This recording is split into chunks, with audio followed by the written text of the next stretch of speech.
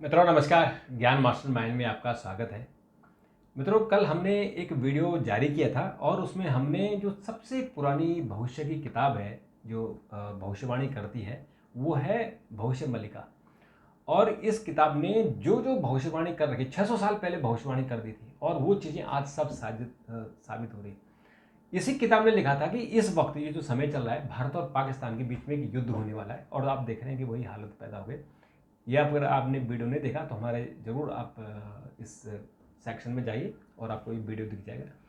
और आज इसी को लेकर यानी भविष्य मल्लिका को ही लेकर आज क्या दुनिया के बारे में क्या इन्होंने भविष्यवाणी की है, क्या जो हम लोग अभी चर्चा कर रहे हैं कि क्या कोई विश्व युद्ध का खतरा है, क्या पानी के बहाने खतरा होगा, क्या परमाणु युद्ध होगा, बहुत सारे सवाल हैं। उस पर हमारे शोधार्थी और हमारे विशेषज्ञ डॉक्टर प्रतीक मिश्र जी से बात करेंगे।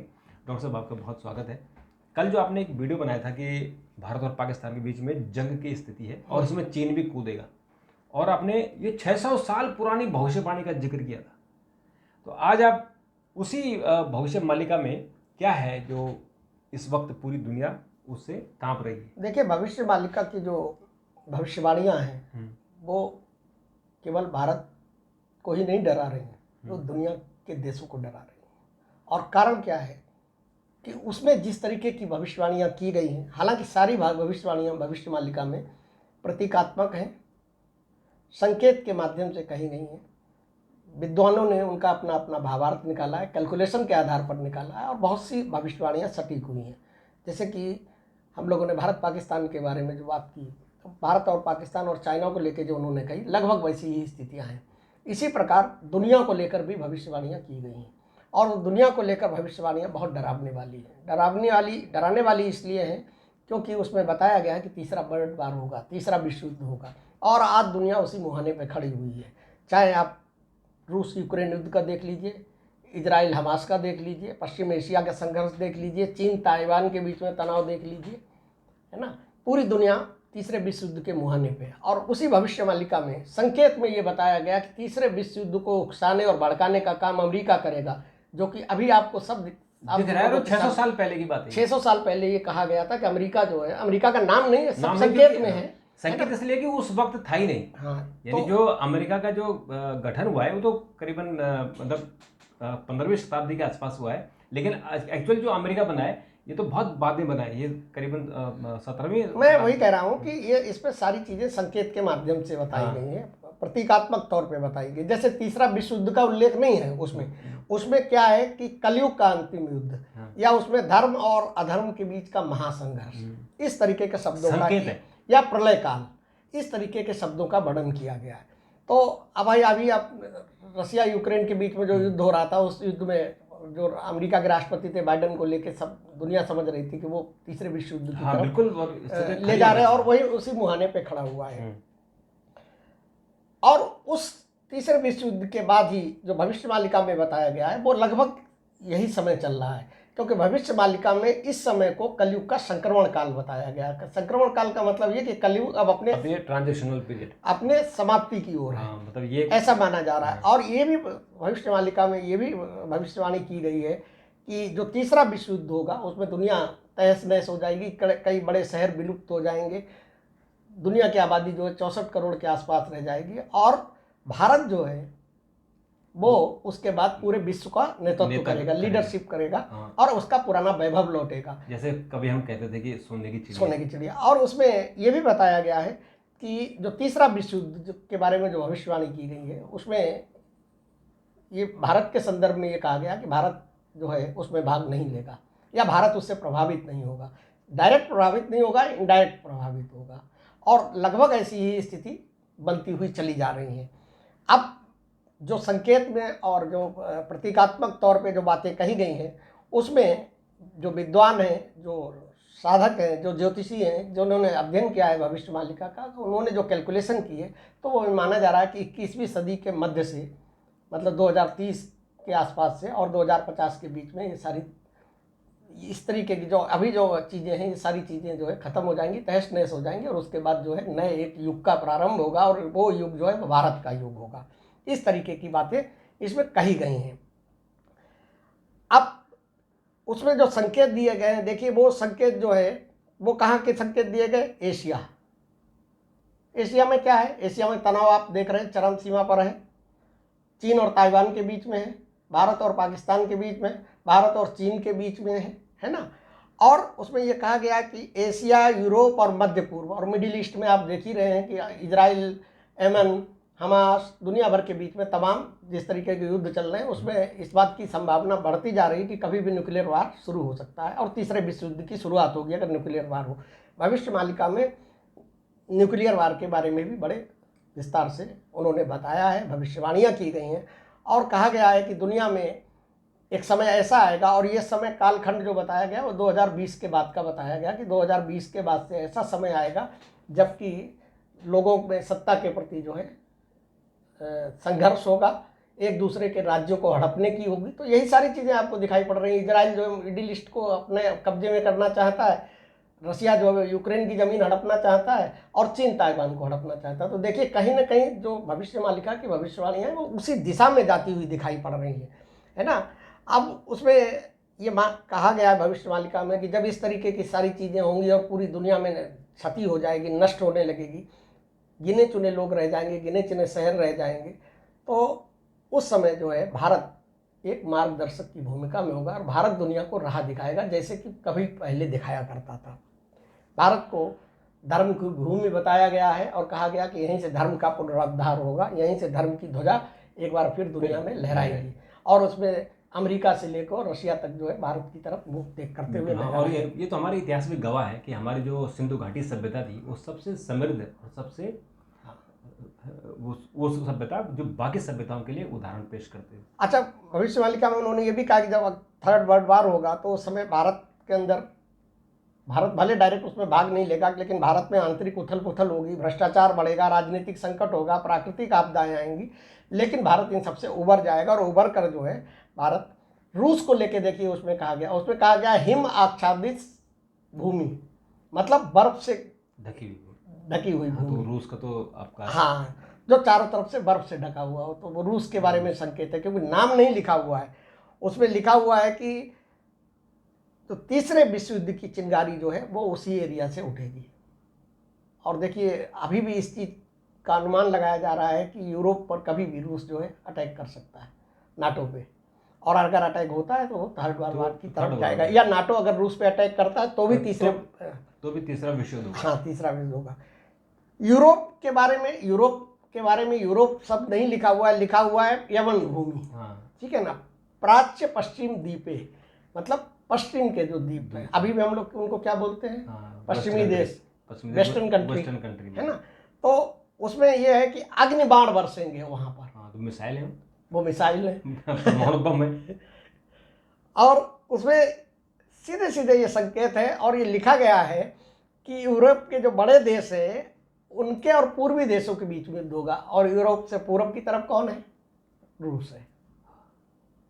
ये बातें 600 वर्ष पहले भविष्यवाणी में लिखी हुई हैं, है ना। ये अच्युतानंद दास जी हैं। हाँ, अच्युतानंद दास जी ने ये लिखी ज्योतिष के इतने बड़े प्रकांड विद्वान थे 600 साल पहले। अब सोचिए, अब अग्निबाण का मतलब परमाणु मिसाइल हो सकती है।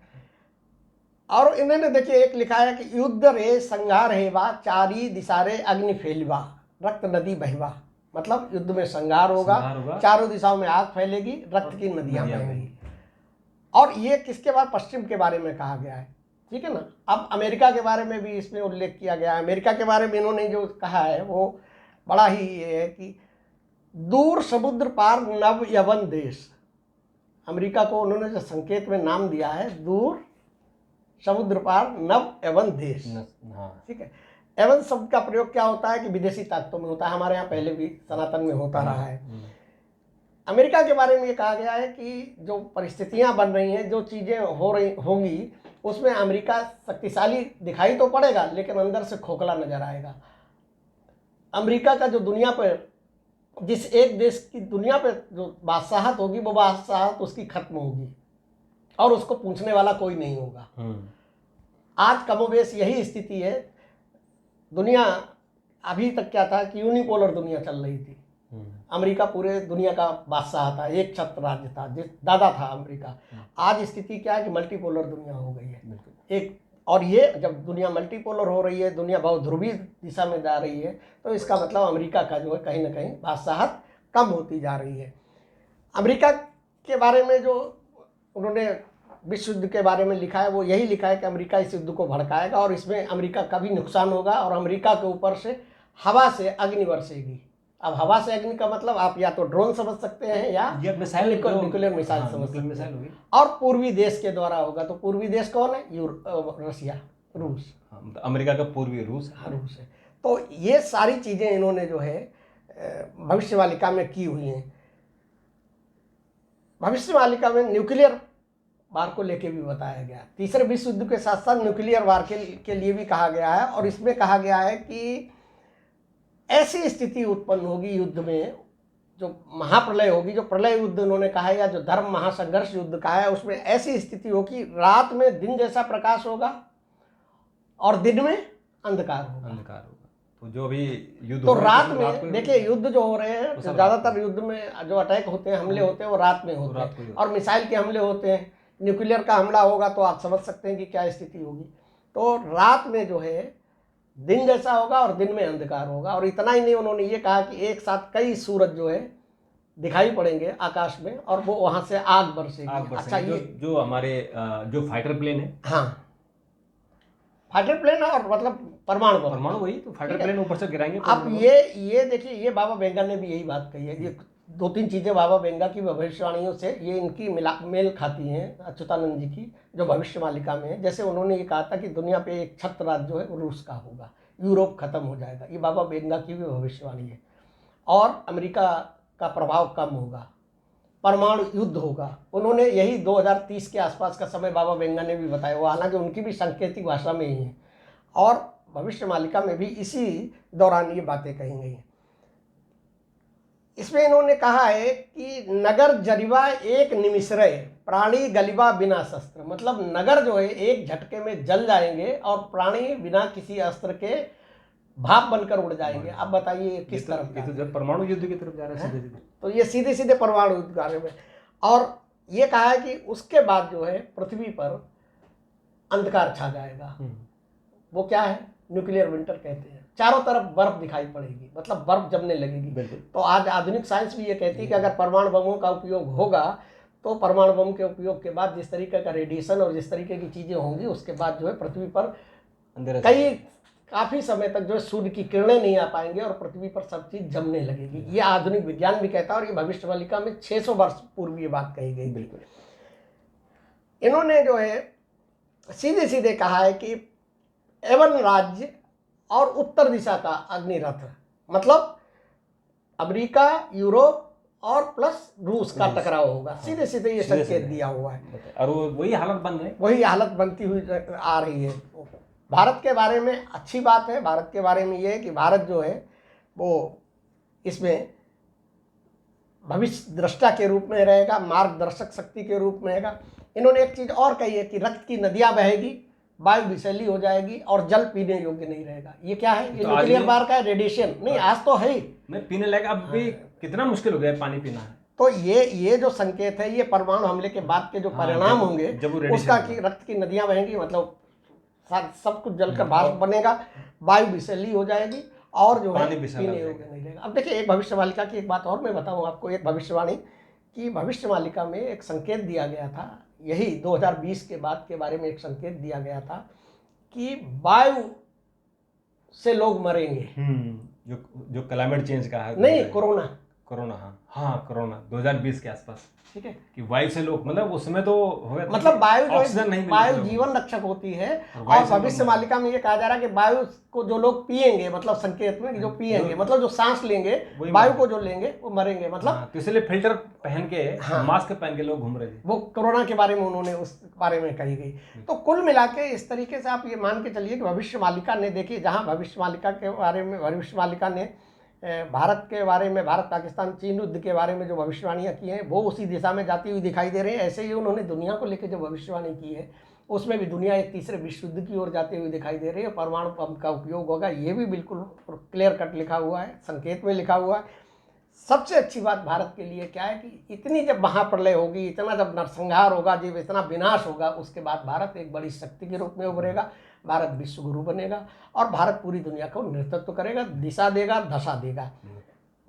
फिर किसी दिन मैं बताऊंगा आपको कि भारत में कैसे जो है कलयुग का अंत होगा और कैसे कल की भगवान का जन्म होगा और कैसे एक योगी जो है वो सत्ता पे बैठेगा और धर्म की स्थापना करेगा भारत में। इसके बारे में फिर बात करेंगे। एक हमने वैसे एक वीडियो बनाया डॉक्टर साहब, अगर आपको याद हो, कि जो कल्कि का जन्म कहाँ होगा, हाँ, संभल के बारे में, और कैसे कैसे होगा, वो किस पर सवार होंगे, उनका सवारी क्या होगी, उनका हथियार क्या होगा, इस बारे में हमने बहुत डिटेल नहीं, देखिए वो संभल के बारे में, संभल के बारे में वो देख लीजिएगा। लेकिन अब उसका जो क्या आप कह रहे हैं वो नेक्स्ट फेज है, वो कल्कि पुराण के हिसाब से सारी चीजें। कल्कि पुराण के हिसाब से अभी कलयुग का शुरुआती चरण है। लेकिन जो भविष्य मालिका है उसके हिसाब से कलयुग का ये उतार है, अंतिम चरण है। और इन्होंने जो कहा है कि कल्कि का जो अवतार होगा वो उड़ीसा में होगा। चूंकि मैंने पहले भी आपको कही कि जो अच्युतानंद जी हैं वो उड़िया के हैं, उड़िया भाषा के जानकार हैं, उड़ीसा के रहने वाले हैं। उड़ीसा में भगवान जगन्नाथ जी के बहुत बड़े भक्त रहे हैं, वो बहुत तपस्या उन्होंने की है। तो चूंकि उन्होंने उनकी अपनी भावनाएं हो सकता है वहां से जुड़ी हैं, इसलिए उन्होंने कही कि नहीं, कल्कि जो है वो उड़ीसा में होंगे। लेकिन उन्होंने अभी तक जितनी भविष्यवाणी की है वो सब सही साबित हो रही है, सही साबित हो रही है, 600 साल बाद सही साबित हो रही है और उसी दिशा में जा रही है। सबसे बड़ी बात क्या है कि भविष्यवाणियां उसी दिशा में जा रही है। बिल्कुल। तो डॉक्टर साहब मुझे लगता है कि हमें इस पर एक सीरीज करनी चाहिए कि जो भविष्यवाणी उन्होंने की है और जो भविष्य जो दूसरी पुस्तक है,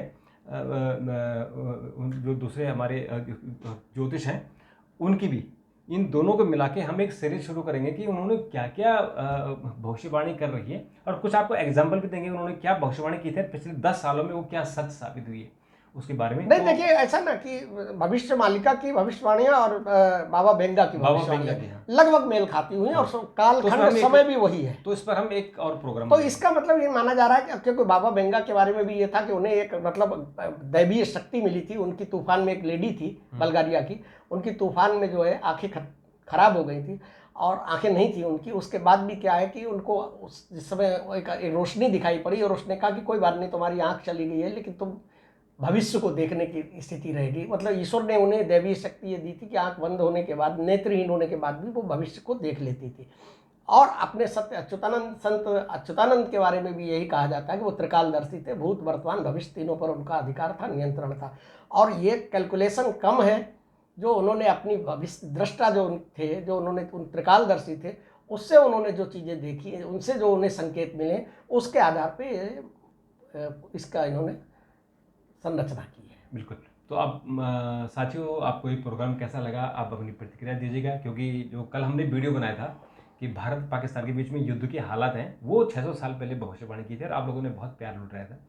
तो हम फिर आपसे आग्रह करते हैं कि इस वाले संस्करण को भी जरूर देखेगा, क्योंकि ये हम नहीं कह रहे, ये एक जो ऑथेंटिक किताब है वो कह रही है, और उनके जितने भी उन्होंने भविष्यवाणी की थी वो सत्य साबित हो रहे हैं। तो इस पर हम और भी सीरीज लगभग हाँ, क्योंकि सांकेतिक भाषा में 600 साल पहले ये जो भौगोलिक स्थिति है, जो राजनीतिक स्थिति आ जाए, वो 600 साल पहले थोड़ी थी, लेकिन 600 साल पहले उन्होंने कल्पना कर ली थी। उन्होंने एक अपनी, देखिए एक चीज समझिए, जो भी भविष्यवाणियां की गई हैं वो सब इसी तरीके से की गई, क्योंकि ज्योग्राफी आपकी बदलती रहती है। तब भारत और पाकिस्तान नहीं था, ठीक है ना, तो नाम नहीं थे ना उस समय, नाम नहीं था। भारत का तो ठीक था, लेकिन रूस के बारे में या अमेरिका के बारे में तो उन्होंने संकेत में क्या कहा था कि ये समुद्र के पार, दूरस्थ, ठीक है, हमेशा बर्फ से ढका हुआ पूरब का एक देश है वो रूस तो के बारे में। ये संकेत है, आप उसे अनुमान लगाइए। चूंकि आज वो चीजें हो रही है तो उससे अनुमान लगाने में आसानी हो रही कि यही चीजें बिल्कुल। तो हम इस पे बिल्कुल तो हम इस पे चर्चा जारी रखेंगे और कल आप इंतजार कीजिएगा। डॉक्टर साहब, अपनी बात की आपका बहुत बहुत धन्यवाद। मित्रों, आपका भी बहुत बहुत धन्यवाद। अगर आपने चैनल सब्सक्राइब नहीं किया तो तुरंत कर दीजिए। कल एक और धमाकेदार वीडियो के साथ आपके सामने उपस्थित होंगे, तब तक के लिए नमस्कार।